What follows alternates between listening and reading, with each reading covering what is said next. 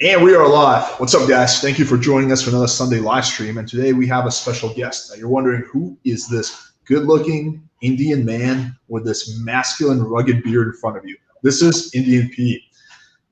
Even if you have never seen him before, I'm sure you've seen him, giving answers. He's one of the, he's actually my business partner. He's actively involved in playing with fire, and he helps out mainly in the mastermind, but also you'll see him sometimes in the forums and all that. So thank you for coming on, dude. Mucho appreciados. Of course. Finally, happy to show my face. I know the suspense was killing all of us. We couldn't wait any longer.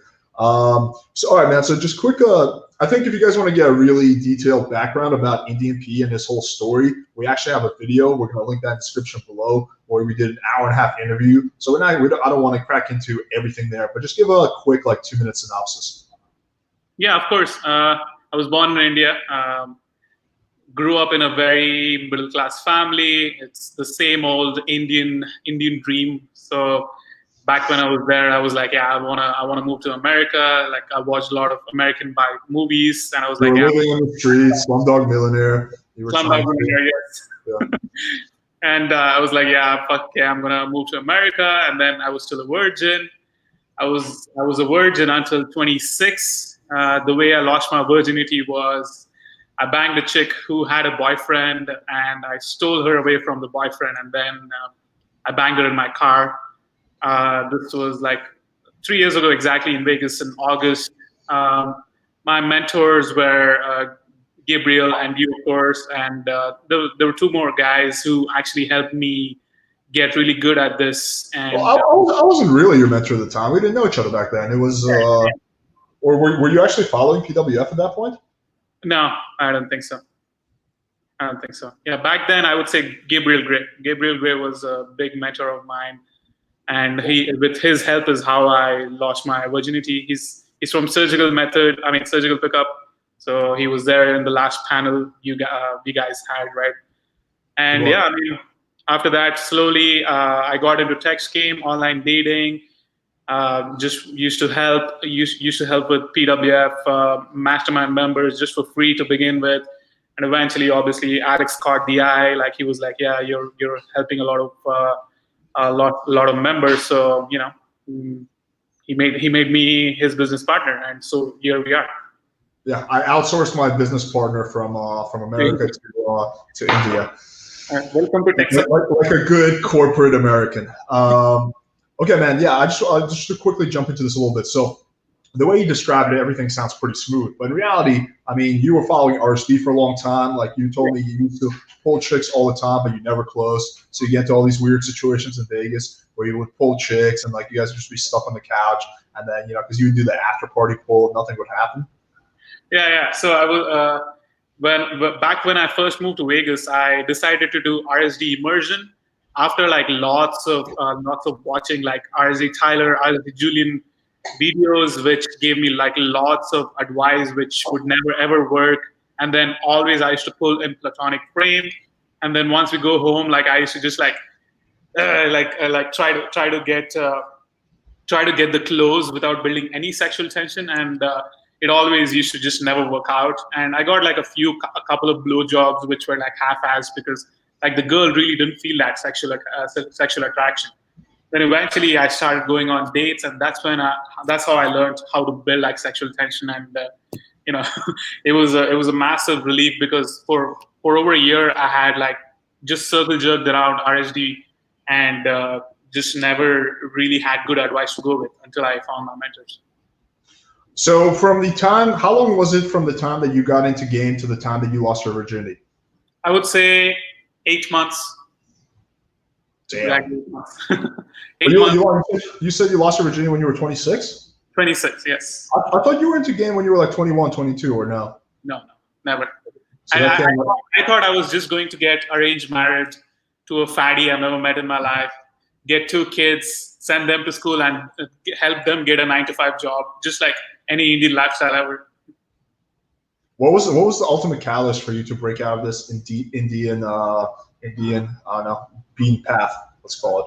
I think I was just fed up. I was fed up and frustrated that how the hell am I at 26 still a virgin, and I'm just sitting there fat and lazy, trying to, I mean, like just waiting for my parents to choose a girl for me, and eventually getting married to her. I wouldn't even know if I would have any commonalities with her.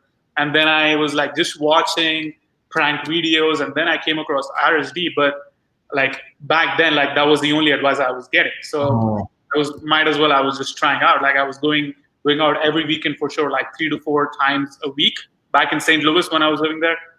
And I used to get zero fucking results. Like maybe a make out here or there from a drunk chick, and just like having no clue how to pull. Yeah. And you are how old now? I'm 29. I'm going to be 30 in January. So you lost your virginity when you were 26, right? Or 27? 26. So 26 and a half. In those 3 years, what is your current lay count? Like how did you give us the progression? I would say, I think the 2018, I think I banged 50 chicks. So basically a girl a week. And then again, the same thing happened 2019. Like I would say like 50 to 60 chicks. I think 50 chicks. It's going like this, right? Yeah. It's going like that, like elliptical basically. And like right now, I'm not so focused on lay counts. I'm trying to find something meaningful. Like just trying to be very picky about like who I mean what kind of girls I'm banging to. Like I'm finding very hot chicks through my Tinder as well, but like sometimes if there's no chemistry, I'm like, yeah, fuck this shit. But yeah, I'm at 121. Just today I banged a new chick, so I'm at 121 right now. Very nice. I just wanted to bring that up in case J-Mo was lurking in the comments, so get that out of the way. Address this issue. All right, man. Well, yeah, this is gonna be a lot of fun. Let's crack into. We have actually never done a live stream before, so hopefully this will be the first of many. Mm-hmm. All right, let me just adjust my camera. What to do when she pulls away? I mean, I know you got to move on, but is there anything else? So we need a lot more context on this. Pulls away when you go for the kiss, pulls away over text, pulls away in general.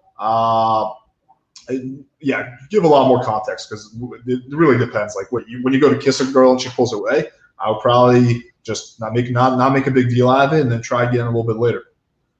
If she pulls away over text, I might see if there's some kind of underlying concern objection and try to see if there's something on her mind and just kind of push her to basically give me her concern objection so I could deal with it. If she's just on my booty call and she's pulling away in real life, I'll probably have a talk with her and see what's up and what's on her mind. So completely different, approaches for different situations. Agreed. Hey, Alex and IndianPE, glad you're dropping knowledge bombs today. How are you guys? I love this question. I'm good. How are you, Nitin? I mean, fucking amazing, chilling on my romantic balcony. What about you? Yeah. Let's see that romantic balcony, bro. You can also see mine from the back. The romantic balcony that never existed. Dude, we should start a rap song like one day. Like we started at the bottom with no romantic balconies. Now we got fucking big ass views, and it's just like 270-degree views. Yeah. IndianPE, you said you're day gaming right now. What are some sticking points you're having? What was the most difficult set you had? So I started day gaming just like a month ago, but then just realized I have I'm putting a lot of effort into day game, a lot of time and effort. Meanwhile, I'm spending like maybe half an hour or 2 hours or 1 hour a day just texting a few girls, and I'm getting 3 to 4 dates a week. So I'm like, okay, I mean this makes so much more sense. Like, why do I put extra effort to get girls who I'm actually getting through online dating anyway? So I'm still sticking to like online dating right now. But like I would say like most difficult set overall ever in day game was probably like a girl I pulled from in Vegas, and I had zero clue how to sexually escalate on her. So I was just like trying to do like the virgin hand on her shoulder. I was like trying to play with her hair, stuff like that with zero sexual tension. So yeah, so the sticking points I had back then are no longer present anyway, even if I do like a day game pull. You know what I've been doing lately? I've been doing, I call it evening game. So it combines the best elements of day game and night game. So what I do is around like 9 or 10 p.m., like when people are either coming back for dinner or they're just about to go out, right? That's when I go around, I take my little fucking cup of kava, so I'm a little buzzed, and I just fucking just like, chat up girls. And I find that because the girls are like in that social mood, you have the advantage of night game where like it's just much more open. Like you can just escalate. Like you don't get the awkward like the girl is like whatever, and then you have to overcome that. You don't get the chicks who are super busy. Generally, girls are just like they have time because they're out and about. But you don't have the downside of night game where you have to actually take cover or you're inside somewhere loud. So you have all the benefits of day game and most of the benefits of night game. So I've been doing a lot of that. It's actually been working pretty well. Like every time I go out, at least I get like a few numbers. Nice. So when I get there, we'll do that. Dude, Miami, everything just as of yesterday, everything's open regular hours all night. Oh, fuck yeah. They completely opened up the city. All right, Alex, you had Andrew from Sexual Quantum Leap here on a few times, thinking about buying his program to increase my sexual knowledge. Do you think your sexual confidence affects your game? I think what's your thoughts on this, IndianPE? Oh, for sure. Once I've actually, like, I mean, the way I make a girl squirt, I actually sort of learned it from Andrew, because the guy I learned it from actually learned it from Andrew.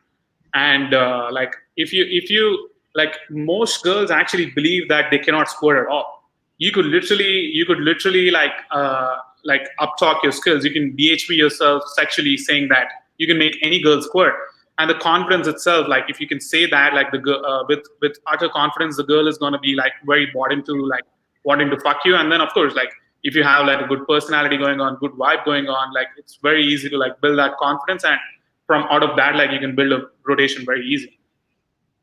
Yeah, I mean, I think it definitely helps because like if you know that you're gonna give her a better sexual experience than 99% of guys can, you're gonna be like, when she gives you like whatever pushback, or she's like, I don't know, I'm kind of seeing a guy, but you already know that you're so much better than whatever guy that you're possibly seeing and all that. Like you're just gonna be much more resolute. Versus if you're like, I don't know, it's the difference between having a really good product and a product that's dog shit and you're trying to like sell them. Like even if you have a really good product, people might hesitate to buy it. But like if you're confident in your product, then you're gonna have a lot more passion, authenticity when you're pitching it. Versus if you got some limp dick product, like yeah, baby, I'm gonna fuck you so good. Meanwhile, your best you can give her is like 30 seconds before you bust a nut on her thigh.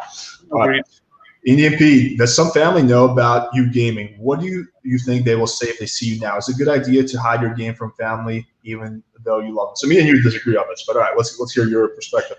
I mean, yeah, they have no clue what I do, and that's why I had to keep my identity hidden for so long.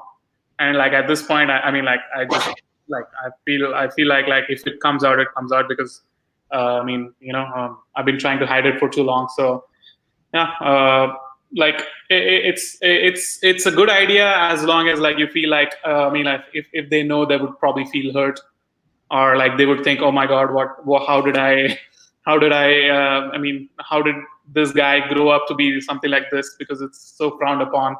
So really your choice. If you can convince your parents to that it would be okay with them to do something like this, then yeah, try to convince. But if your parents are closed-minded, then it's very difficult. My opinion is this: who gives a fuck? In the grand scheme of things, sure, like people so over-exaggerate in their mind the reactions they're gonna get. End of the day, no one gives a shit. All right, so I remember this when I had a girlfriend a few years ago, and I was like putting off telling her what I actually do for work, but we're starting to get serious, and I knew I had to tell her because she was sleeping over a lot. I had to do webinars, and it was just getting weird. Like I had to tell her, and I just built it up as this is gonna be this big thing. Like she's gonna be like, oh, you're such a player, blah blah. I built it up this big thing in my head, and then one day I told her, and I'm like fucking sweating balls, and she's like, oh, that's really cool.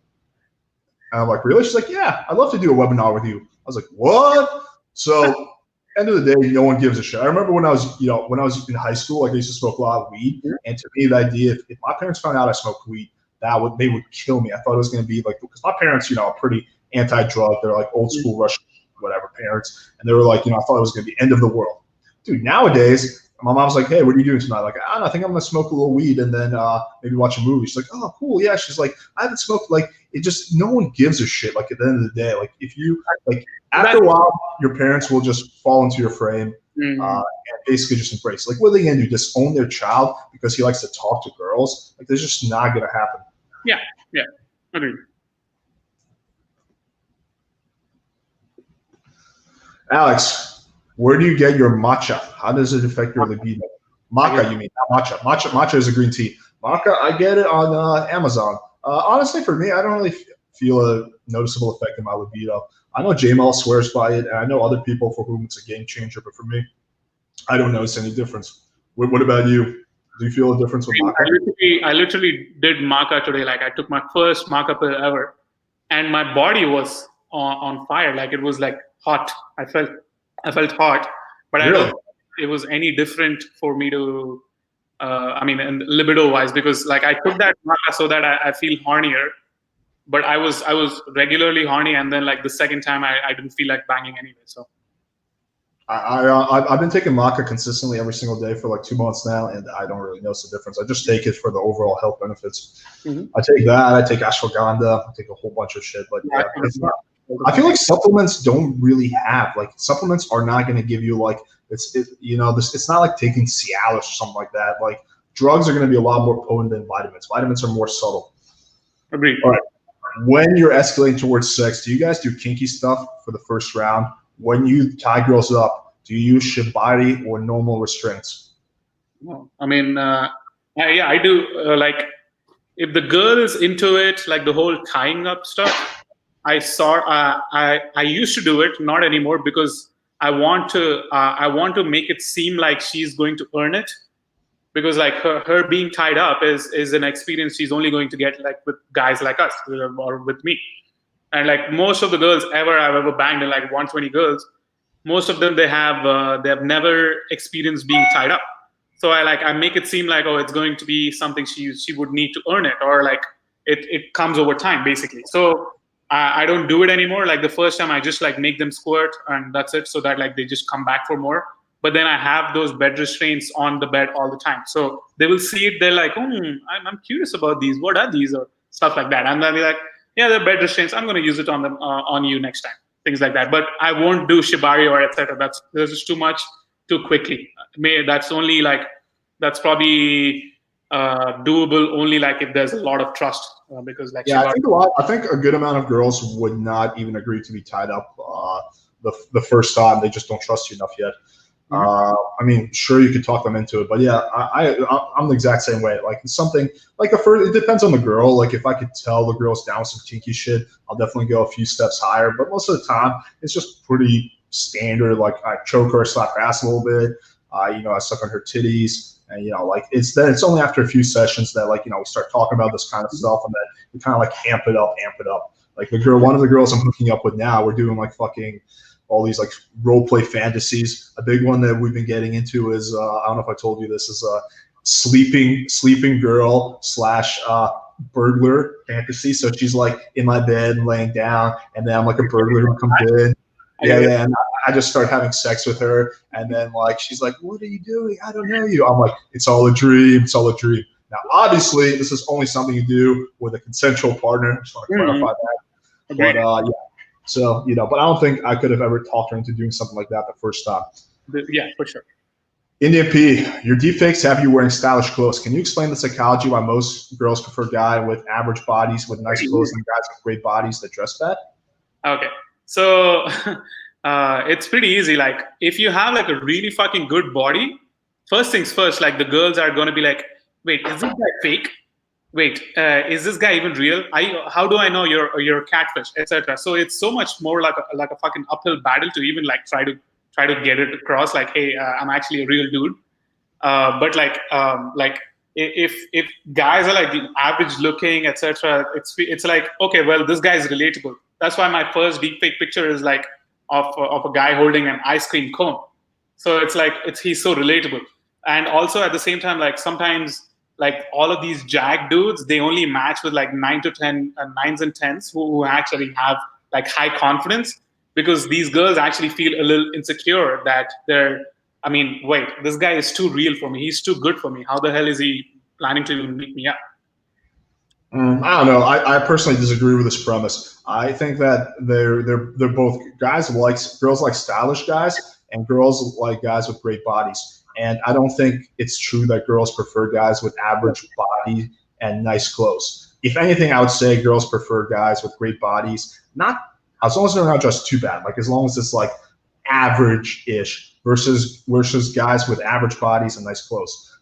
I just think, like, for me personally, I've been super skinny, and I wouldn't call myself jacked yet, but I'm in pretty decent shape now, and I've seen, like, a huge difference, like, just the way girls react to me, like, when I take my shirt off.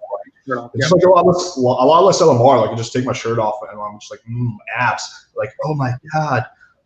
So, you know, and I'm far from, like, a meathead or something like that. Yeah. So I don't know. I kind of disagree with this premise. I think, in general, you should just try to max out your body and max out your body for sure. What are some hobbies you guys do besides playing with fire and gym? Next question. There's no life outside that. Sometimes we talk shit. I don't know. You go first. I watch a lot of movies and shows. That's for sure. Yeah, you fucking love your movies. This guy goes to the movie theater at like 5 p.m. I'm like, yo, dude, what are you doing today? He's like, going to the movie theater. Like the only person I know who does that. Watching his Endgame for the 15th time. Yeah, like you're like, I'm gonna go see the Avengers for the 27th time. Maybe this time Captain America's fucking crotch is gonna look slightly different. Personally, I like to. I'm really big on actually family and friends. So I spend hours every single day talking to my parents, you know, my cousins, you know, just friends. Like I spend hours every day just bullshitting with people on the phone. I love travel. Like I just love to, you know, just check out different places. I'm into just like videos in general. I'm really big on also like the peptide world and like the what do they call the like optimizing your health. So I'm really like big on like, you know, like I'm always trying out like 100 new supplements and peptides. I'm really big on like optimization and all that. Like if you're, you know, whatever, I think cognitive enhancement, whatever the fuck the term for that is. Pretty big on that.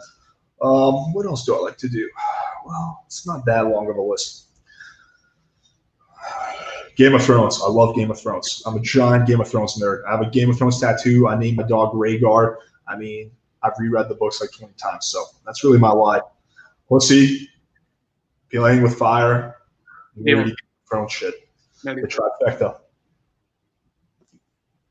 IndianPE, after your opener to transition to work on push-pull stories observation, which one do you seem to be good at? How do you brainstorm to get an emotional response to get traction? Okay. Fair question. Yeah, well, I don't focus much on push-pulls. I'm very subtle about them. Like push-pulls, I usually do it like disqualifying myself, but framing myself as a prize. That sort of way I do push-pulls. And usually like observations is what I do mostly. Like I do cold reads. Like I cold read girls like saying that they're submissive, that they love to be dominated by the right guy. But like over the time, I've developed so much calibration that by the way she's texting, I will slightly change the cold read. I will cater that cold read more towards her, like specifically, and she will actually like agree. I won't be just like copying and pasting it. But the whole premise is the premise of it would be that I would put her in a frame where she is submissive, and that I'm the guy who knows how to dominate her correctly. And then I do the whole sex coach routine, sex and dating coach, because that gives me more of an authority and power. So she's going to feel like, okay, this guy knows this shit. Do you do that every time? Most of the time, yeah. It's working a lot, but sometimes the girls will get intimidated, and I've lost a couple of leads like that. I do that a lot in real life. Like when I'm talking to her, like last night I was chatting up a chick. She was a lawyer, and she's like, "So what do you do?" I'm like, "You don't even want to know." She's like, "No, now I really want to know." I'm like, "No." Anyway, try to change the topic. Like she's like, "Come on, what do you do?" I'm like, "I'm a sex and dating coach." She's like, "What?" She's like, "Shit, I may need to hire you." I was like, "Oh, you're struggling a little bit?" And she's like, "No." I'm like, "Come on, it's okay." And then it's just so easy to like sexualize from there. Yeah, but for sure, like sex coach thing is like so golden. You know what cracks me up is that now after we released that video on the sex coach routine, there's a lot of guys who are like literally the opposite of a sex coach, guys who are like borderline virgins, like saying they're sex coaches. And they're like, the girl's like, "What do you do for work?" "I'm a sex coach." And I hope like they're like so unconfident. I'm just like listening to this. I'm like, Jesus Christ, like, yeah, not yet, Junior. All right, what was your worst blowout? What did you learn from that set? I would never remember such a thing. Really? Yeah, I mean, like the worst blowout would be probably like a girl just shoving me to the wall. That's it, and that's the only the only reason why she did that was like I said something creepy, and that's like that's not much of a lesson at all. Like, What did you say? I said something like, I don't remember, like it was like very sexual. Like she was, I think she was on the phone with her dad. I want to take you back to my place and have me and all my Indian homies have fucking sing, have fucking Shazi, all my Indian homies run a big old Indian train on you. We'll have an Indian buffet. Yeah, I want to have an Indian buffet of your ass. I mean, first of all, I want to just quickly mention bad blowouts are very rare. Like me and my roommate were out, and he's playing with fire guy, but he's kind of a beginner, and he was really nervous to approach. I was like, dude, what's the worst thing that can happen? And he was like telling me all these scenarios. I'm like, dude, that stuff never happens. Like the worst that can happen is the girl's gonna be like, it was nice meeting you, I gotta go. That's literally the worst thing that happens to me. Like, when I do cold approach. But I'm trying to think. Usually when you get something that's a lot worse than that, it's not because of you. It's because the chick is just like messed up. She's in a bad mood. Yep. Yeah. One time I had a girl, this was a long time ago, like I was just like, hey, what's up? And then she just turned around and did one of these. And I was like, what the fuck is wrong with you? Like, yeah, if anything, it's very socially awkward for the girl to like reject you harshly. Like she would feel so weird to like even do it. She would just be like, okay, just sorry, I'm just not. It doesn't make sense. Like, imagine like a salesperson knocks on your door. He's like, hey, are you interested? And you're like, fuck you, you piece of shit. Like, you wouldn't do that. You would just say, hey, I'm sorry, I'm just not interested or something like that. Like, so anyone who would do something like that is not a person you really want in your life anyway because they're mentally unstable. I'm trying to think, like, if I've worst blowouts, like, I don't get bad blowouts. Like, sometimes I get like friends cock blocking. Like, I remember this was like a few days ago. There's like two set, and I approached one of the girls, start chatting her up, and I engaged the friend, but maybe I should have engaged the friend more. I was by myself, so it would have been better if I had a wing. And the friend was just like relentlessly trying to cock block, trying to pull her away. I'm like, yo, can you stop cock blocking? Like, me and your friend are having a conversation. It's like, mama in Spanish, and like pulls her away. I'm like, what the hell's wrong with you? Like, are you like retarded or something? All right. What are some boundaries you have with women? How do you set them without looking like a dictator? So my boundaries with women are like the smell. It's a big one for me. Like if poor hygiene is a huge boundary. Does that happen to you, dude? That never happens to me. I mean, like, it doesn't happen to me anymore because I almost like communicate that the first time I see the girl anyway. So it's like if it happens the first time and I'm so turned off, so I'm not going to see her again. But if the next time I see her, she's going to be like very well done. Dude, that might have not happened to me in like over 5 years, like without me ever saying anything. I feel like most girls are just like on top of that. No? Nah. Yeah, nowadays, no. I mean, I feel like that's like a little bit of like feministic culture. They just don't want to like put up makeup. They don't want to look too good. It's shit like that. Yeah, maybe. I live in Miami. I pretty much go for Latinas, and Latinas are like much more. They will take care of themselves much more than like the average white chick. I have a white chick inclination, so I guess like I've seen mostly white chick. But yeah, Asian chicks, that could happen. That Indian chicks? No. Asian chicks. Oh, Indian chicks as well. No, I don't think so. I mean, no, I don't know though. Like I've never been with an Indian person. You guys eat way too much fucking curry, man. Anyway, I think I mean I have a few more boundaries. Like time is a big one. Like if a girl is like consistently being late to the dates or something like that, I will call it out.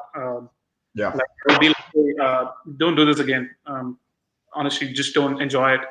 I just don't.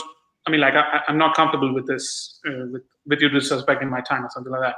Like the way you not look like a dictator is by calmingly saying it. Like you're saying it to a friend. Hey, it's not okay if you do this. If you're doing this again, I won't tolerate it again. And have a small smile. Like I won't tolerate it again. Just letting you know.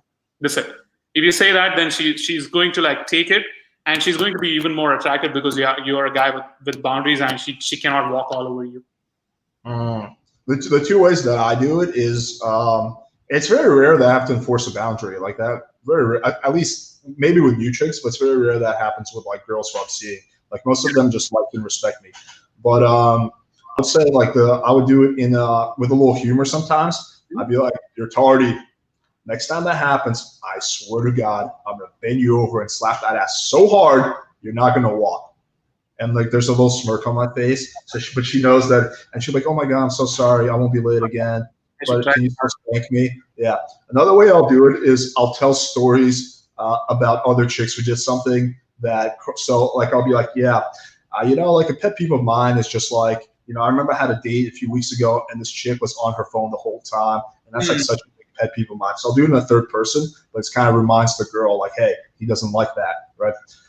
And then usually the girl, if that's something she does, she'll be like, "Oh, sorry, I'm on my phone sometimes." I was like, "Yeah, that's honestly my biggest pet peeve is when girls are on the phone, we're hanging out. Like that's one thing I would not tolerate at all. Like I've actually never come across like a girl who like when she's with me, any girl, I think like when she's with me, like she doesn't even check the phone. The Latina started doing it when we went to the trip. So because like by then I guess like the attraction was lost, and that's why she was being more on the phone. So when a girl, I mean like it's for the guys on the stream. So when a girl does something like that, and you feel a little awkward saying it, or you feel like you may come across butthurt, what you need to do is do the same thing, but then do it even further. Like you just keep on your phone, and then even if she tries to re-engage, hey, just 1 second, and just continue on the phone, basically. Okay, and then if she calls it out, if she gets emotional, you should be like, so yeah, you were doing it. So I mean, I got bored, so I got on my phone. Yeah, that's a good idea. I'll be like, well, it's not really fun when someone's on their phone the whole time, right? Kind of like I would still add a little humor to it. Kind of like we were doing earlier, Can we maybe both not use our phone because we're hanging out together? Like, let's both chill out on our Instagram and our dick pics and whatnot, whatever we're doing, and just interact. I find that honestly it's mostly young, like 18 to 24 girls who are doing that. Like chicks who are over 25, very rarely, but it's like this young generation. They're obsessed with their phones. Like literally, they cannot put it down. And I see that. Like I'll literally make like on a first date, I'll give a girl maybe 20 seconds of phone time, and I'll be like, okay, take her phone, put it down, like no more phone. And then I can literally see the agitation in her eyes. Like she's like, it's like I took away her crack pipe. She needs that hit. Like I just took away her heroin, and she needs it. It's right in front of her. And then like if I ever go to the bathroom or something like that, I can tell the second I get up, she's on her phone. She's like, oh my God, like pupping. I need an extra hit. It's crazy, dude. It's crazy. Yeah. I'm kind of guilty of this myself sometimes, being on my phone too much. But like the younger generation, it's crazy how addicted they are. When day gaming, if you go to the same place a lot, how do you avoid looking like creepy guy hitting on girls? Have you ever gamed the same girl by mistake? Well, so my take on this is that I find that I go to the same place all the time, and I find that me bringing different girls and hitting on girls doesn't make me the creepy guy. It makes me the cool player. That's my take. Because all the guys who work there, they kind of know me. They know what I'm going to do. They always smile at me. They hook me up. Like I remember when I used to live in LA and do a shitload of day game, there was one Whole Foods where I would go to, and I would literally always hit on girls there. And after like a few months of this, it got to the point where I would walk in and all the guys would like wave at me, and they'd be like, and I would hit on a girl, and like after, yo, how'd it go? Got her number, bro? You got her number? And they'd be like, hell yeah. They like high five me and shit. Like, so I find that it's the opposite. I think that should be like the least of the concerns. Like, fine, come across as a creepy guy. If a girl even calls you creepy, I'm like, how the hell else like am I going to meet women? Like the dating apps suck or shit like that. Like you make it you have a strong frame when a girl says, oh, I saw you hitting on that other girl. I'm like, yeah, she's actually down for a threesome. Are you down? Like shit like that. Like you go a little extreme. Like you at least be unashamed by doing it. Like of course it's going to be creepy as fuck. Like it's a girl who's like picking out vegetables, and you're going to try to get a number, try to getting a meetup. But like that should never stop you from doing game ever. It's only creepy if you think it's creepy. And it's only creepy if you have really poor game. If you have a good game, body language, personality, can't even hold eye contact. So that's the only time you're going to come across creepy. Usually guys come across as creepy when they're like, when they have it's usually two things. One, they can't express their intentions. So they're just like, there was this one guy at the gym and he was hitting on this chick who actually turned out to be 16. But anyway, that whole thing aside, and he was like, yeah, you know, and it was funny because I'm not gonna get into the whole story, but he was just like, yeah, you know, like, you know, we could be friends and go for drinks. She's like, oh, I'm 16. He's like, oh, we can just go for coffee. She's like, yeah, you know, I'm pretty busy with school. She's like, yeah, I'll help you study. And he's like, it's just creepy because he's not like, hey, like, I think you're cute. I want to get to know you, right? It's just like the extreme beating around the bush. So when there's incongruence between your vibe and your words, that's creepy. It's also creepy if you just like have no social, like, I would say, intuition, and you just go like, you know, like when I'm day gaming, if I'm talking to a girl at the gym, I'm not going to say something like, I'm like, damn girl, I had to meet you because that ass is fucking fat. Like, but that's like something, well, not exactly. That's something I might do in a certain situation, but it's not something to do in that situation. So you can't calibrate to the situation, right? If you're like talking really loud in the library, just like a lack of social intuition. So it's going to be those two things that are going to make you creepy. As long as you have some social intuition and you're congruent between your words and your vibe, they're not going to be creepy. Yep. All right, let's take a look. Have you ever gamed the same girl by mistake? Yes, millions of times. I remember one chick at one point was like, you've literally approached me 5 times this year. I mean, what did you say? I mean, that means fate. It's fate. I was like, all right, so this is gonna be the one. She's like, no, as I tell you every time, I still am married. I was like, oh, all right, let's circle back in half a year and revisit that. To fight AA, what mindset do you have? I'm trying to embody. I'm going to make that girl's day. I'm the best for her. He means approach anxiety. Yeah. So here's, I was explaining this to my roommate earlier. So approach anxiety, the better you get a game, the approach anxiety never completely goes away. What happens is that the voice gets a lot quieter. Like to me at this point, the voice is so quiet, it's almost laughable. When I got into game, that voice was fairly loud. You know, it's kind of, I had to fight it. Now it's not really a fight. It's just like a very gentle push. The voice is still there. So basically it's just like you develop this willpower muscle, forcing yourself to do things that are right. And every time you do it, it gets a little bit easier. And then after a year, after 2 years, like it becomes really easy, you know, but the voice is still always going to be there, at least for me. Yeah, for me too. Like my anxiety is like way fucking crazier now. Back when I was just beginning my journey in game, but like, yeah, it's never going to go away. Like if anything, like, okay, I approach anxiety, fine, you're in, hi, how's it going? And then you just like go up anyway. Like it's just like, oh, it's just a wise big deal. Nothing. Yeah, the way I mean, I understand. He's saying my mindset is I'm going to make that girl's day. I'm the best for her. That's pretty good. Mine is a little bit different though. Mine is like, what's the worst that can happen? Like I'm exactly where I started before. Like exactly, like you can't lose anything from approaching a girl, right? But you can gain. Like best case scenario, I have this hot girl who becomes, you know, my booty call. She makes videos with me. Yeah. One day I put a few babies in her. Like, you know, like there's so much upside. The downside is I'm exactly where I started. If I don't approach her, the downside is that I'm actually letting that voice win and I enter negative momentum. But if I approach her, and even if it doesn't go well, I still overpowered that little voice in my head and I built my willpower muscle. But if I didn't approach her, then I basically weakened that muscle. So there's only upside to approaching her and there's some downside to not approaching her. So that's kind of how I think about it. Yep, agreed. Do you think more men should read more romance and erotica to understand women? If so, why? What lessons can guys draw from it? What do you think? Nah, I mean, like, I don't think erotica or romance novels gives you anything. If anything, it like pussifies you. Like these women, I mean, like these romantic novels make it seem like it's all like, oh my god, it's going to be such a beautiful life, shit like that. Where like the guy fucking swims across the ocean or runs across the country to see this woman. Meanwhile, she's getting gangbanged by 15 black dudes. So it's like you've got to understand that in reality that's not going to be the case at all. Like, okay, women enjoy the erotica of it all because women enjoy the erotica of it all, but you have to understand that they enjoy erotica because they love that build-up, that emotional build-up that the novel is giving it. So okay, then you can think in terms of like, okay, how can I apply this to my game? but never ever think about like how can I make it more romanticized? Can I send her flowers? Shit like that. If that ever happens, then it's very easy for you to like get pussyfied. Yeah, I definitely agree with that. I remember the chick I was talking to yesterday, the lawyer chick. She's like, oh, so is it like that movie Hitch?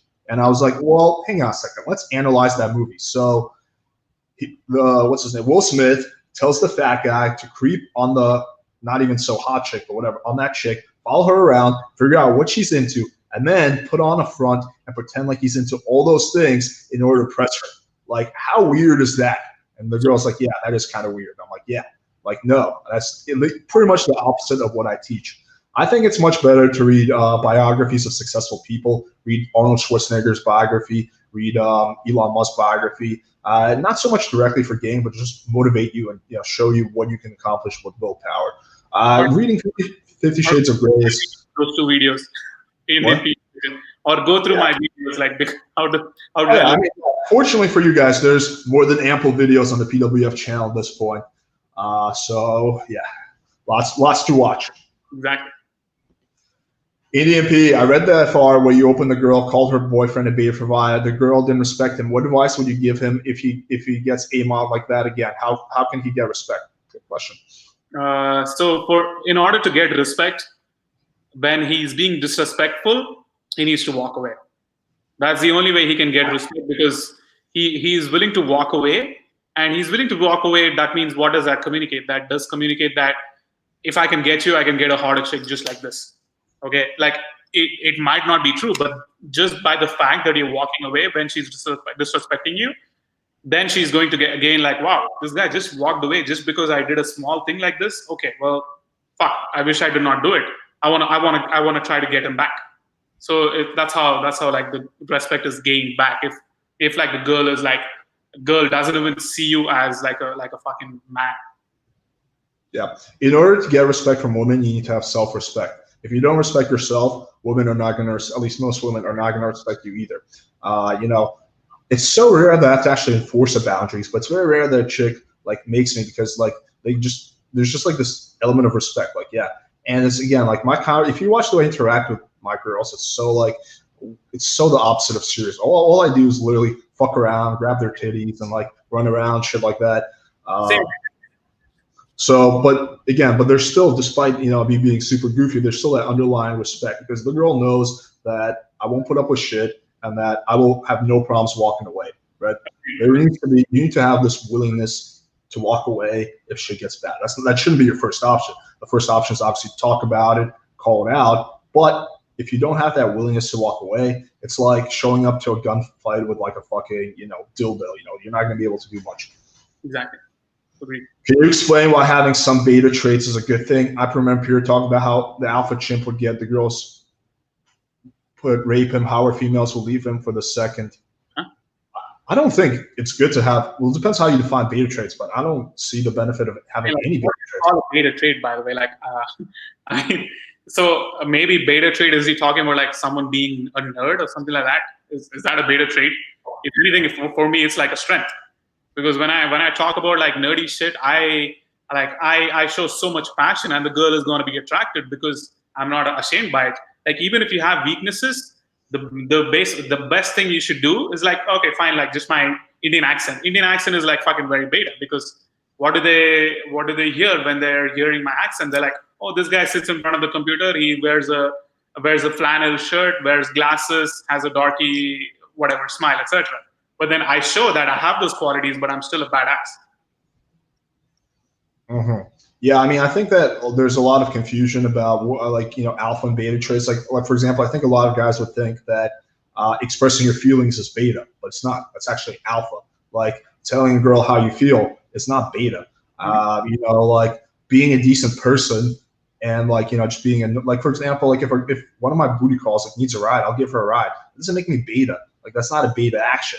That's just being being like a decent, normal human being is not beta. Like I think guys think that alpha, you have to like be like loud. And I recommend you guys read what was the article you wrote on this? You wrote an article recently about how to be alpha. How to be dominant. how to be dominant. But we kind of go into there. I think that article explains things really well. The difference between like, you know, a real alpha, a real dominant guy, and just like a guy who thinks he's dominant, but he's just a loud mouth, you know, like that guy who's screaming at the TV and, you know, like getting people's faces. He's not alpha. Like that's not an alpha guy. So yeah, I think there's a lot of confusion about what actually is an alpha. Like, you know, like you might think, oh, Alex, he talks about Game of Thrones, you know, that makes him beta. No, it's just something I enjoy. Like the fact that I don't care what people think. That's what makes me alpha. Not the exact things I'm saying. Chimp, because he should both be alpha traits and show care for his chimps. So again, so that kind of goes into it. So showing care does not make you beta. What do you do when women get emotional or bitchy? How do you improve patience and deal with these problems as a man? What should you not do? Okay. This one, literally coming from my most recent experience. When a girl is getting emotional or bitchy, like imagine doing this. Like, let's say two dogs are fighting. Okay, so when two dogs are fighting and one gets aggressive, the second dog just gets aggressive. So it's always like a fucking battle, both of them fighting each other. So when that happens, no one is going to win. No one is going to win. No one is going to lose, right? So if that happens, what you need to do is like be fucking calm. Just be calm and say, hey, let's talk like adults. Why are you yelling at me? Okay, but so you have to be calm when she's being bitchy. So imagine if she kept continuing that, she would look like a fucking idiot. She would look like an idiot, like just yelling at someone who's like so calm. So when a woman does that, expect that kind of behavior. Like if the girl is very emotionally attached to you and you are emotionally attached to her, then she is going to do that one or the other time. And when she does do that, just be like, hey, let's talk like adults. Let's sit down. Okay, and then be okay with like whatever comes up. Yeah, I think you also have to use common sense. What's the reason she's being emotional or bitchy? Like, for example, 2 weeks ago, me and one of my booty calls, we went to get vitamin C IV when we were both sick with COVID. And she's like, what I forgot is the fact that she's a 95-pound girl, and she did the same dose as me. So she was like puking profusely everywhere, and she was like really sick. And during that moment, she wasn't extremely pleasant, you know, but I'm not going to give her shit for it because she's sick, you know, like common sense. Like another girl who I'm seeing, she did an ass fat transfer, right? And like she was in so much pain. And like during that time, you know, like I wouldn't say she was bitchy, but she was kind of emotional and she was in pain. So I'm not going to be like, what the fuck is wrong with you? Like, again, like a little empathy is good and okay. What I think guys make the mistake is they become too, like, think about it this way. If your friend was acting like this, how would you react, right? I think that's a good litmus test, because if your friend is like just being a dick to you for no reason, you want to be like, okay, bro, I'm so like, listen, let's try to work this out. You'd be like, dude, what the fuck is wrong with you, right? But guys will make this exception for girls, where girls just being a giant cunt to them, and they'll be like, okay, let's not fight. Like, you know, that's kind of, you know, so I would use the litmus test. If your friend was acting like this, how would you handle the situation? That's kind of, I think, a good litmus test. Like if your buddy just got fucking hit by a car and he's cursing and he's not being a nice person, or you just got fucking hit by a car, you'd probably still be super nice to him, right? Well, like, so again, you have to use some common sense here. Like his girlfriend just dumped him the night before, and maybe he's like, you know, being a little, you know, he showed up late for your, you know, for your hangout, right? You wouldn't give him shit probably, right? So yeah, have to use common sense here. Alex, in your middle phase, what was the common theme for her to leave the husband? For guys wanting to get married, what advice can you give them? How can they still gain selection when women want them? So I never actually had, just to clarify, I didn't have women just completely leave their husband. Like it was usually like, you know, we would hook up. The only time, there was only one time where a girl actually said, I will leave my husband for you if you're serious. Like that's only happened to me once. And it was a girl who I was seeing a lot. So most of the time, the girl would just cheat on the husband. The common theme was that every single time they were not satisfied. Either most of the time they were not sexually satisfied, but sometimes they were also not emotionally satisfied, right? Yeah.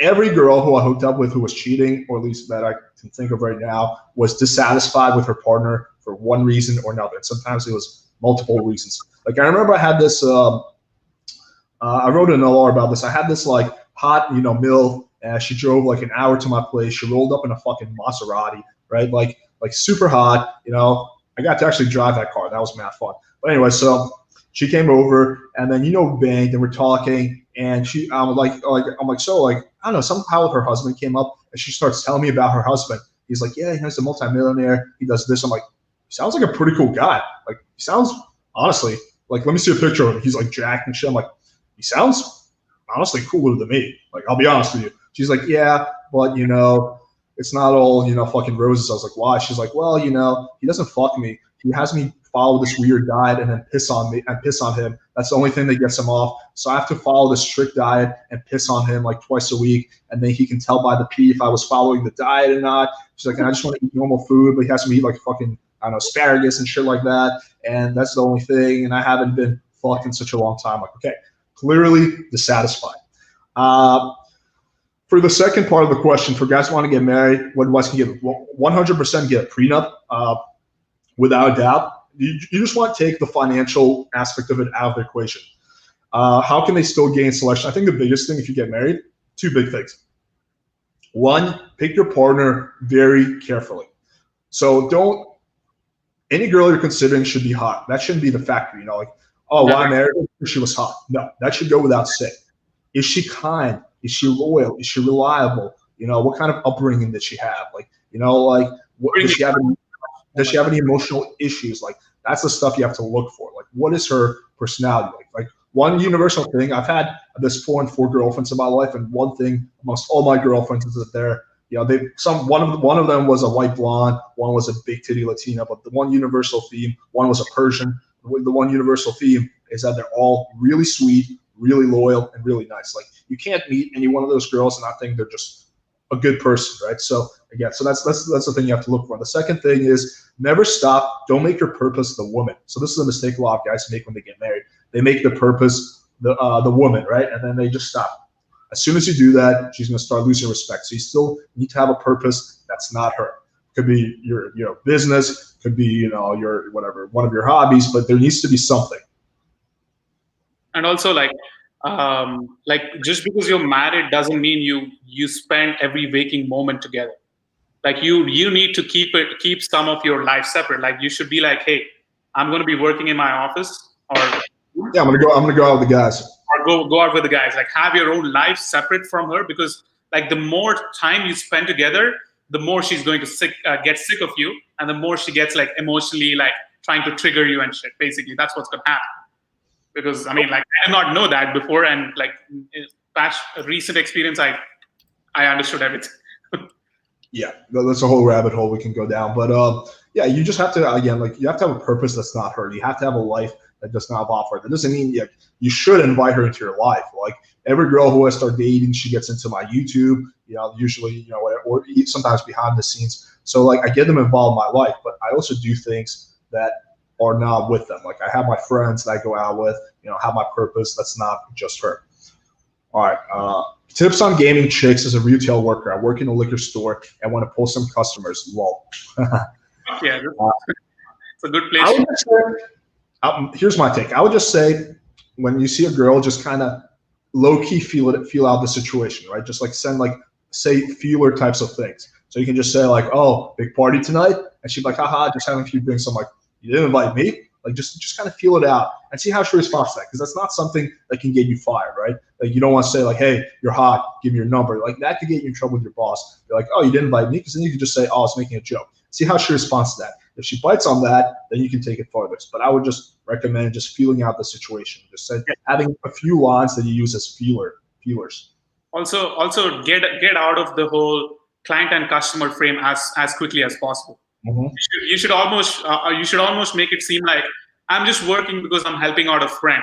It shouldn't be like, oh, this is my full-time job or something. So you can be like, this is a side gig. Last weekend I had an insane party. I'm so tired. So this weekend I'm taking a chill, and that's why I'm like working here, shit like that. So you DHV, making it seem like actually this is not my fucking life. So that's how you get out of the client. That's also good. All right, I'm going to just pull the chicken out. Do you want to just crack into this question? BRB in 5 seconds. A few months back, there was an update on the product called Salt Daygame. It soon got taken down. Do you mind touching up on what happened that led to the Salt Daygame update being taken down?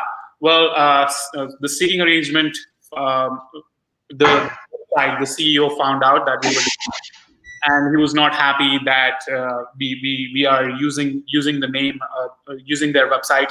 We are basically like, it came across as defamation, and yeah, they were trying to take it to a serious level. So that's why we had to take it. Using their very legitimate service for women to meet successful men, not for prostitution, because that does not happen on there. It's not a low-key, 21st century version of prostitution. No. It's for serious sugar babies to meet serious sugar babies. That's it. No money is exchanged. Yeah. All right. Do you mind touching up? Okay, yeah. So you kind of cracked into that. Yeah. At the end of the day, it came down to the fact that I'm 99.9% sure that if a lawsuit happened, we would have won it. We were not, but it's just the fact that this is a multi-million-dollar company who has a lot more money than us. Like, I'm not going to just completely drain, the PWF bank account and go into debt just to prove a point, even though part of me really wanted to. I know. I mean, you saw how much I want to. We were talking about the group chat. Going back and forth. Should we take it down? Sure. It almost killed me that I had to kind of give in, but it was the smart thing to do. Oh man, questions are building up. How do you get a girl to do freaky stuff on the first meet? Can you baby step it? So yeah, big thing, right? So the girl, think in terms of the girl will be the freakiest with that one kind of right guy. So try to be that one kind of right guy. Who's that going to be? Someone who's very open-minded sexually. So you would have to have experiences where you've actually done freaky shit on the first date itself. So it's if there's a good chemistry, if there's trust back and forth. Yeah, I've tried up girls before on the first date and they really loved it and they all came back for more stuff like that. So if you do that, she's going to be like, oh wow, this guy's very open-minded about it, because most men are so judgmental when it comes to it. Like when a girl says, hey, can we tie handcuffs? And the guy will be like, what? When did you start getting into this? Holy shit. So they will judge. So you want a good Indian woman. Yeah. My advice is actually this. Do it after you fuck the girl. Hook up with her, have normal sex. A lot of guys think that you only get one shot at it, right? But you can fuck her multiple times throughout the night. In fact, that's probably the best thing to do. So after you bang her, that's when her trust and comfort, exactly. At its highest. You don't risk freaking her out and not getting laid at all. At that point, bring it up. Be like, hey, you kind of liked it when I slapped your ass. I could tell. She's like, yeah. And then just build off that. Talk about it a little bit. What's your biggest turn on? I just ask her that. And then you kind of be like, you know what? I really like blah, blah, blah. And see if she's into it or not. Your chances of having your whatever fantasies fulfilled, well, depends on how weird they are going to be a lot higher after you fuck her rather than before. Agreed. The last thing you want to do is when a girl's already on the fence about going home with you, you want to be like, listen, so I got these handcuffs and ropes, and I'm going to tie you up, in my dungeon. And then, that's just going to, not be the best thing. What are some possible reasons why I keep getting flakes the day of the dates? She doesn't see enough value in you. You're probably just not doing good tech shit. You probably don't have the product. Yes. There could be so many different things. First of all, it could be a lack of investment. Second of all, it could be you're not confirming properly. So sometimes I see this time and time again. So guy just fails to confirm, and then the girl prematurely flakes on him to avoid getting flaked on, right? It's like a defense mechanism. And it's sad because she actually wanted to see you, but because you didn't do your due diligence. Maybe you closed her suboptimally. Maybe you invited her to some weird shit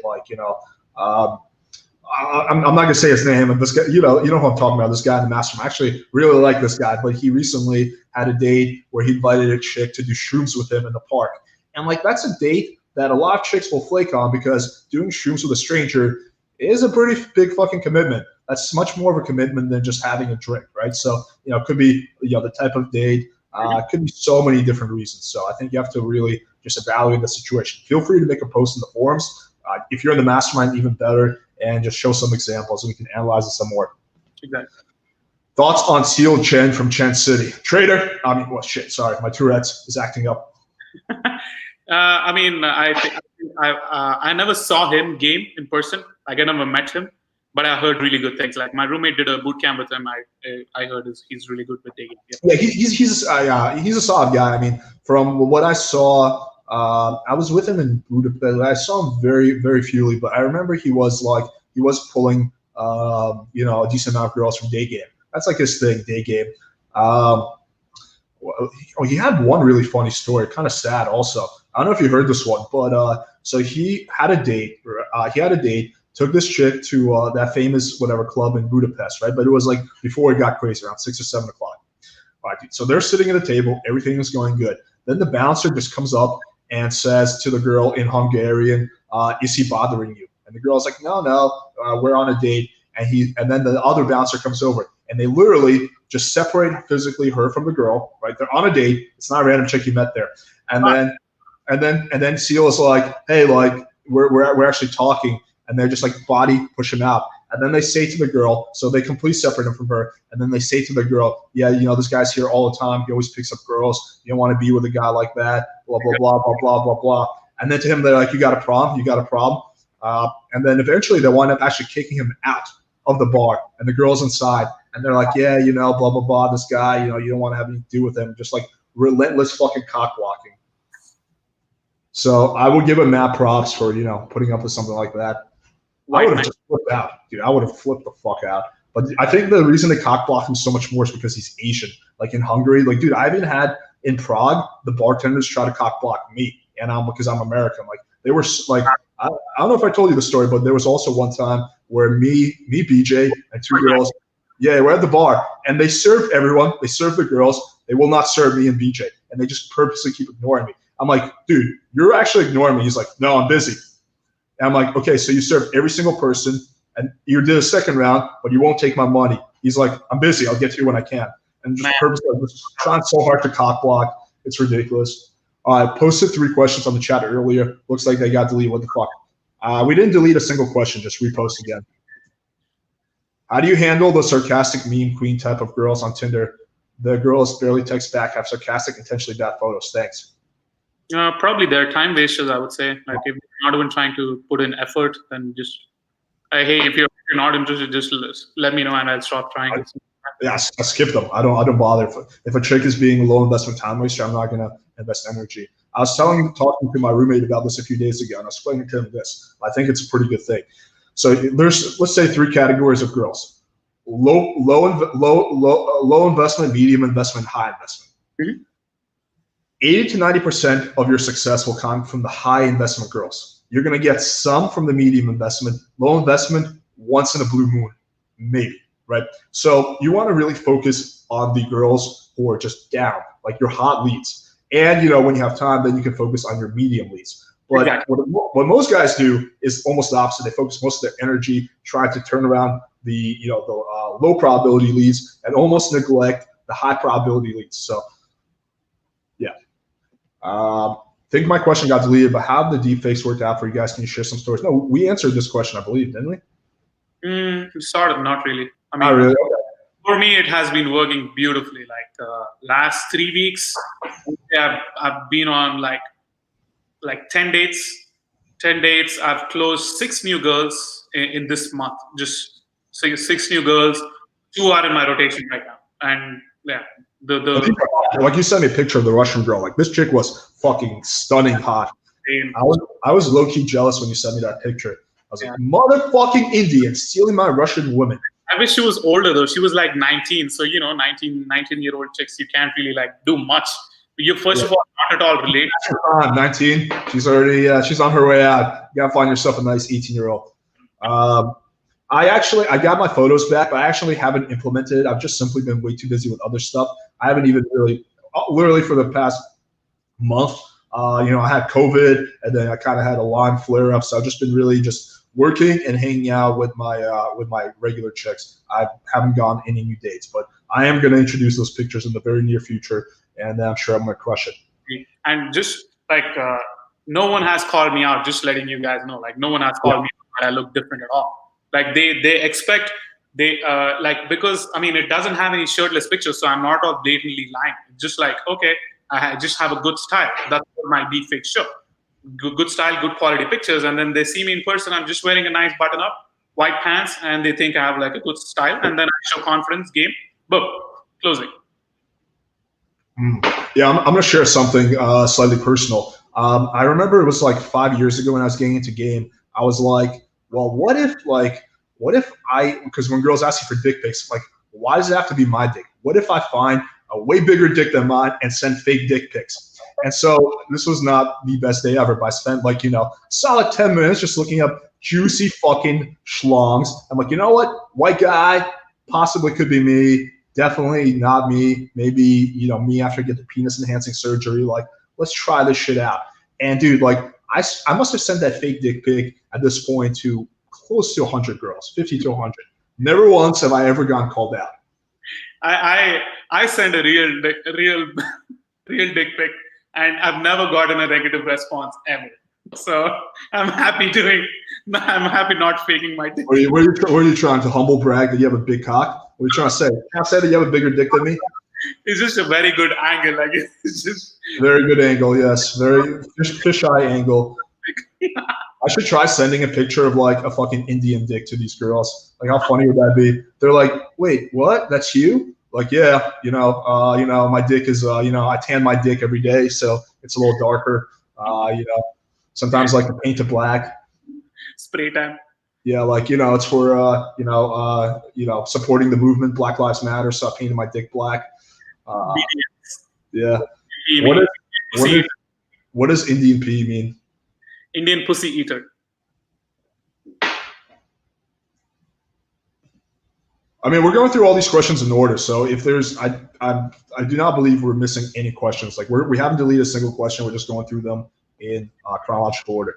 Question: what do you pay attention to when determining if a girl has interest in you at a bar, for example? If she is there with you, she's looking at you when you're talking. She's not looking away. Then she's in. That's it. Yeah, eye contact is a very good measure. I'm not sure if he's talking about on a date or cold approach, but for a cold approach, maybe. Cold approach, yeah. Like, another thing, I'll like look at different girls. Like, sometimes I'll just scan girls with my eyes and see who holds eye contact. And sometimes, usually, like, smile or smirk. That chick is going to be much more likely for it to go down. So I just look at like whether she's looking at me or she just looks like she doesn't care. That's a big indicator. Sometimes the girls who act like they don't care, it's not they don't like you, they're just shy. So it doesn't always mean that you can't approach her. It just generally, that's like a good gauge. But you look at little things when you're talking to her. Is she playing with her hair? Is she standing close to you? Is she leaning back and look like she's trying to get out of the conversation? Is she asking you questions like, what do you do for work? Like, that's actually a good question to be asked. Or because girls if a girl is not into a guy, she's not going to ask that question. So she's asking that question to see if you have like a respectable job or something like that. Where do you live? Questions like that. Again, if she's not into a guy, she's not going to ask that. Is she, asking you questions? Is she asking you logistical questions? If she's playing with her hair, her body language, you can just tell a lot just based on that kind of stuff. Playing with her.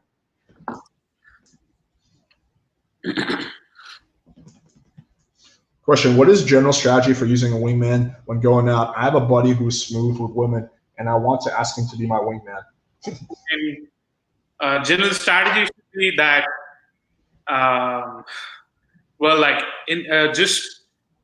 you shouldn't be blowing up his set, or he shouldn't be blowing up your set. Like, that's literally the only strategy. Like, make sure it works out for the both of you. Make sure it's a win-win for the whole group and not just for the guy. The girl needs to be into one of the guys, and if she's into you more than your friend, then even though he opened the set, doesn't mean that he's the one who needs to get the girl. Like, eventually, like, preferences will change. You guys talk to both. You guys, both the guys talk to both the girls, and if it seems like one of the girls is more into you than the other one, that means you have to go for that girl, and the other girl is really like, by association, she's going to probably go for the guy, for your friend.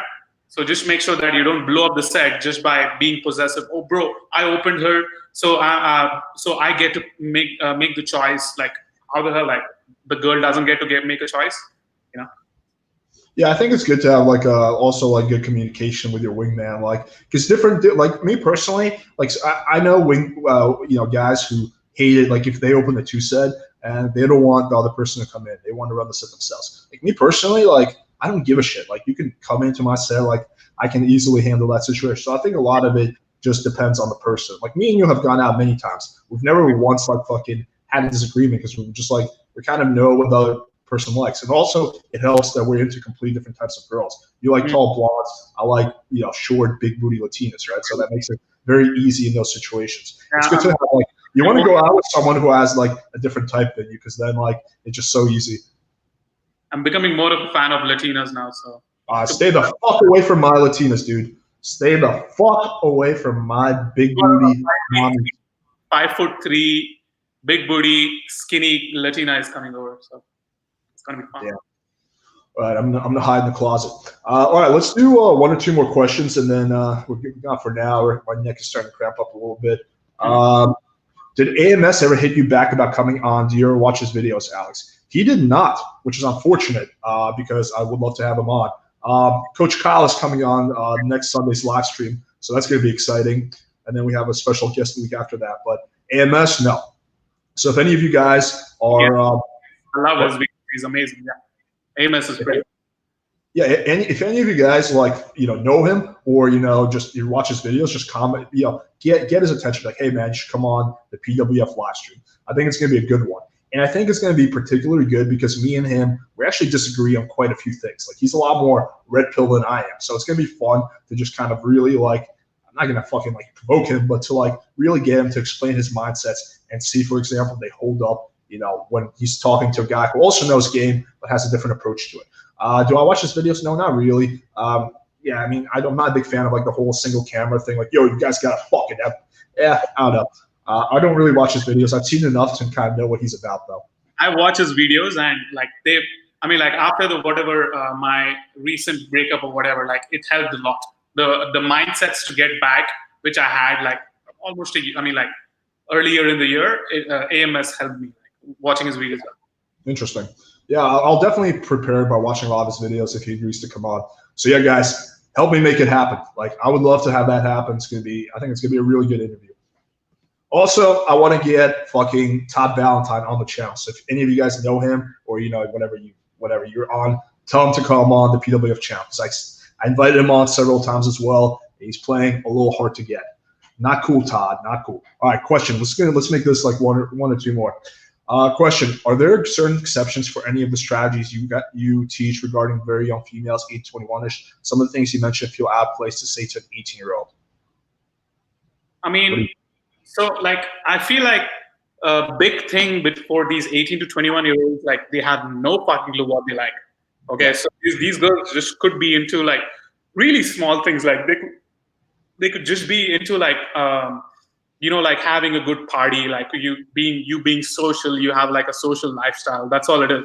Like, for them, it's never like, oh, one of the situations where, like, oh, you have a badass career or shit like that. They don't give a shit about your career because, like, they don't think in those terms at all because they're, like, very young, they're very mature, like, they just want to, like, have fun. Honestly, if you can bring fun to the table, that's all you need with these. Yes, I actually don't calibrate my game really. Sometimes when a girl's older, I do, but for 18, 21 chicks, I still do more or less the same shit. But I look at more of, like, what category she falls into. Like, is she, like, a shy, nerdy student? Right, that's going to be handled completely different than, like, the sorority party girl, right? So I look at more stuff like that rather than the exact age. Is she one of those, hippie chicks, right, who's already experienced a lot of sexual stuff? Again, like, those three things, you're going to handle them differently. So I don't look so much at age, but I look more kind of what category she falls into.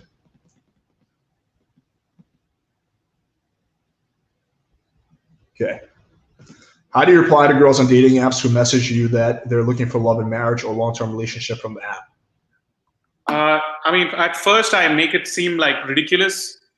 Like, how do they fall in love? You'll never get married. Look at you. Like, I go with, oh, do you plan on proposing to me on the first date itself? ? That's what I ask. So it sounds ridiculous. Like, how can they, like, look for love?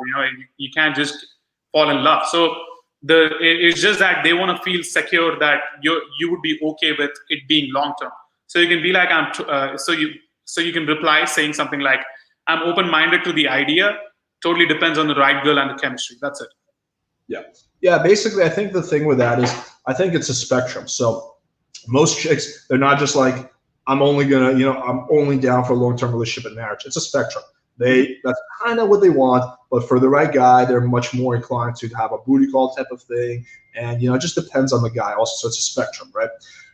And I think that the big thing that, the chicks who say long-term relationship is they just don't want to feel used. Like they just don't want to have a one-night stand where the guy doesn't text them back the next day. They might be even open to the idea of one-night stand, but they just don't want to feel used. So if you take that away from the table, like if you say, I'm like, yeah, something more is always good. I like to meet the person, see how the chemistry is, and let things develop naturally. Like a response like that, like that's going to work really well because that's like something that she can agree to. Like, yeah, you're right. It is good for things to develop naturally. So that's kind of what I might say in a situation like that. Mm-hmm. Let's end it off on this question. IndianPE, how much you kept your face hidden for so long? How much you kept your face hidden for so long? I don't know. 90%? I don't know. How did I? Maybe I think that's what he's asking. I don't know, like just censored it. Like in the pickup community, everyone knew what I look like. I think on the YouTube channel, it's just that now I'm showing my face. Yeah, we just didn't want guys to be jerking off to Nin's face so much. So that's kind of why we want his beard game to really get strong before we showed his face. It was purely a business decision. All right, dude, this was actually a really fun live stream. We got to definitely do more of these. I think that it's pretty good shooting the shit with you. All right, guys, thanks for tuning in. My apologies for keeping these short. I've just kind of been having some Lyme and COVID issues, so I get pretty worn out fast. But we're going to slowly start amping these up. Next one we're going to do is going to be next Sunday with Coach Kyle. Also, I'm going to announce this in the next few days. We might do another panel on Saturday with the top guys in the game. You definitely should join that. So we'll do a panel. I'll probably invite some new people. I'll invite maybe Aaron from Evolution Daily, Charisma King. So it'll be a different crowd. All right, guys. Awesome. Thanks for tuning in. Stay tuned for more videos. We got some good stuff coming out this week. We got some good articles coming out. One love.